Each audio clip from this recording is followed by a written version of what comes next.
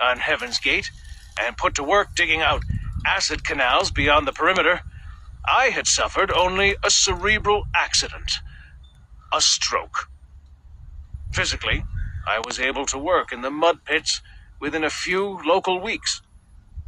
Mentally, there was much left to be desired. The left side of my brain had been shut down, like a damaged section of a spin ship being sealed off, airtight doors leaving the doomed compartments open to vacuum. I could still think. Control of the right side of my body soon returned.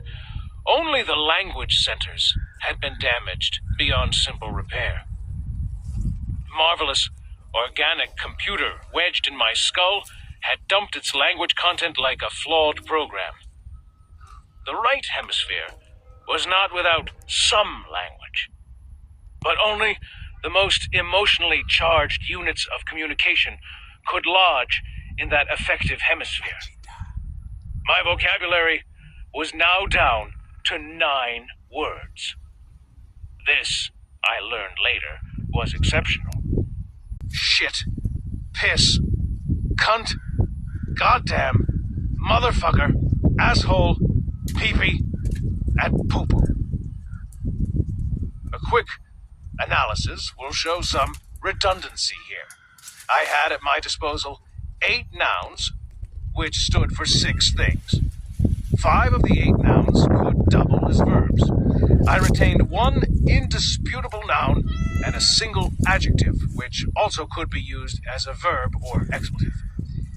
My new language universe was comprised of 4 monosyllables, 3 compound words, and 2 baby talk repetitions. My arena of literal expression offered 4 avenues to the topic of elimination, 2 references to human anatomy, 1 request for divine imprecation, 1 standard description of or request for coitus, and a coital variation which was no longer an option for me since my mother was deceased. All in all, it was enough. I will not say that I remember my 3 years in the mud pits and slime slums of Heaven's Gate with fondness, but it is true that these years were at least as formative as, and probably more so, than my previous 2 decades on old Earth. I soon found that among my intimate acquaintances, Old Sludge, the scoop shovel foreman, Unk, the slumyard bully,